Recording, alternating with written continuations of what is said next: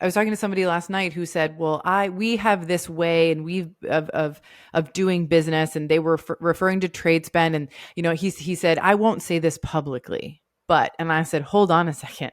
You absolutely need to say that publicly. The part of the problem here, part of the lack of there being a solution, is that people aren't saying enough publicly about what they're experiencing or how they're negotiating and being successful, right? Like, we need shared information. Yeah. I think, transparency doesn't exist in this industry. And so the people who are trying to build businesses, who are uncovering these practices and roadblocks to growth and success, you gotta share them. You gotta talk about them. Oh, absolutely. I just don't know what people are so scared of.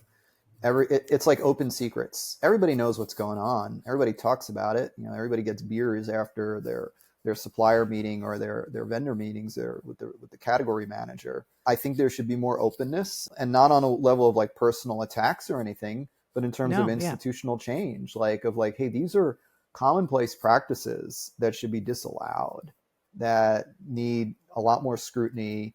Like I've been saying, like, just start enforcing some of the law, but then also the folks who are, in regulatory need to get with it and actually understand how the industry functions and how moving these things around will have other knock-on effects too. I'm not just saying, hey, if you do one or two things here, it's going to fix everything. And I think the big reason why I keep coming back to is the consolidation. It's one of the reasons why within 18 hours after I heard about a potential Kroger-Albertsons merger, I had pumped out a 1,500-word piece saying, no way, this cannot be allowed to happen, because it would compound more and more of these issues. And that's, I almost did the same thing with Aldi and Harvey Winn-Dixie, but it was more regionalized, and they're still going up against Publix in that area. So for those folks who think I'm maybe being inconsistent, I do see that as a problem, but not to the level of Kroger-Albertsons, where you're taking 10% of the grocery industry, adding it to 6% of the grocery industry, and even with some spin-offs,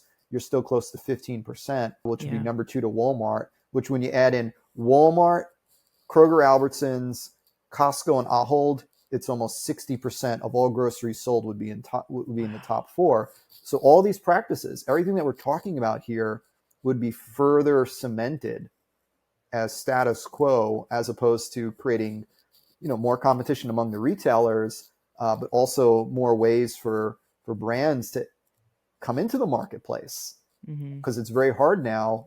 You need a lot of capital just to launch into grocery, and that's not fair. That's also not healthy to the food system, and it's not healthy to the food industry that you have such a high cost of entry just to get your product on shelf in a reasonable number of stores and make a living doing it. Yeah. At this point, I'm a huge champion of regional food businesses, because financially I've seen a number of them be successful doing things like I call right sizing. We've had a couple conversations here on the podcast about the lack of infrastructure as well being a big barrier. Did you listen to my last podcast with Matriarch Foods? We talked about regional processing infrastructure. We're on the same page as usual. Yeah. I'll listen to it, but yeah. So it's like, okay, if you're successful at this size, right, and there's a huge gap to getting to that next level, quote unquote, right, or a few levels above, I think one of the things I try to tell people is, like, it's okay to be smaller. It's okay to stay regional. We can create a business model that works, where you can be profitable, where you can still achieve volume that produces margin, cash flow, everything else that you need to earn a living from this business, if that's your goal. Because I think that for me, we need regional food, right? Farmers markets are a really important part of the food industry and infrastructure. I think that I want to support my regional tortilla company and, my regional pasta brand that I buy from, not only because the quality is so amazing, but also because jobs, because the local economy benefits from those jobs existing. And with all of the difficulty there is in becoming a national brand, it's not that I say no one should be a national brand, because we need good food at all levels. But I think many businesses I hope that the founders will start to rethink, hey, maybe I don't need to grow to this size that's celebrated in the media. Maybe I can be a regional champion and make money and do good. Yeah, I think there's a lot of mythology about that. The only reason why, like, and I love Vital Farms. I think the eggs are great, but the only reason it became a national brand is the CEO is friends with John Mackey and didn't let any of the regions discontinue them for other regional egg Mm. brands. So, Hmm. you know, I could give examples about a lot of national brands like that. Like I said, why is Siggy's a national brand? It's because Whole Foods literally subsidized and Right. supported their brand. Like, didn't apply our exacting category review standards just to give them time to grow because they were so innovative and cool. It was Right. unique. So I think there's a lot of mythology about that, and I think there's a lot of mythology like the VC community has peddled too about like quick exits to strategics who, Yep. by the way, will always gut your company. They will Yeah. always gut it. You saw it with RX Bar. Kellogg's, laid off most of the RX Bar employees within a couple of years after the acquisition.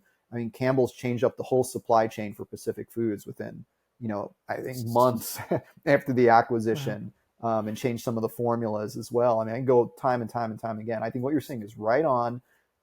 I call it like narrow and deep or concentric circles Yeah. to go after like your core market and just fill ACV, fill distribution gaps as dense as possible and build out from there.